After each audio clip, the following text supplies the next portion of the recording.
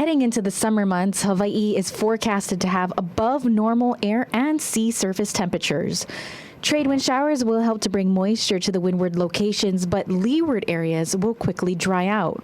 There already is a severe drought in place across portions of the islands. There's even a small area of extreme drought. So on the U.S. Drought Monitor, what we call a D3, which is extreme drought, that's already crept in the southern Big Island, kind of in the southeastern coastal areas.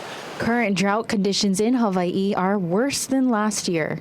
So right now, conditions aren't that green. We're already seeing these drought impacts right now in terms of drier grass and lower stream flows. Drought conditions are also impact to the grasslands, so it could affect ranchers. And when drought becomes more severe, there could be water restrictions imposed on agriculture interest, on communities. About 75% of Hawaii is already in persistent drought. That's why right now, the National Fire Protection Association, an authority in fire safety, works to create community-based plans to keep everyone safer from climate-related hazards like wildfires. Our history really has been to evaluate those pressing issues around fire and life safety, how they're affecting communities, and how we can bring resources to bear to address them. CRAIG stands for, C-R-A-I-G stands for Community Risk Assessment Insight Generator. That is a tool, that dashboard can help fire departments and emergency planners easily visualize the data that can guide risk reduction efforts. To broaden the outreach, the NFPA has gone digital with its Link tool, offering the public quick access to data that helps manage risks in our communities. How can we get out of our communities to being ready, set, and go in terms of evacuation and medical supplies and a go kit that has the things that you need just in case you need to relocate, to preparing our home. Hawaii Island Fire Chief Kazuo Todd explains it's not a matter of if, but when the next major wildfire will occur. And in many island communities, infrastructure is lacking as the population grows.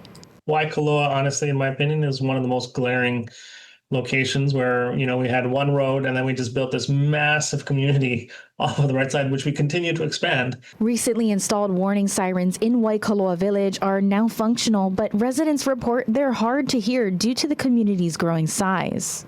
In response to the 2023 Lahaina fires on Maui, HECO installed weather cameras in high-risk wildfire areas statewide.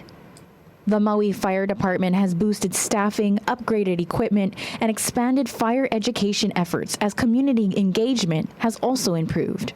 Well, residents have been much quicker to report incidents, and that allows us to respond more rapidly. And we've increased our firefighting staffing on days when there's red flag warnings. We have additional backup apparatus that are equipped and ready for us to use at a moment's notice. But fire departments across the state still face many challenges. There's a finite number of resources available to us for a timely response. And that means the relationships that we have with partner agencies like the state DLNR and airports, the National Park Service, our county public works agencies, as well as our private companies, they're all crucial to us having the resources to allow us to fight fires. Because unlike places on the mainland, Hawaii doesn't have an effective mutual aid system where counties can aid other counties quickly and effectively in large-scale emergencies. Residents can do their part to reduce wildfire risks by clearing flammable debris, creating a 5-foot safety zone around homes, and securing vents that may allow embers to enter the structure.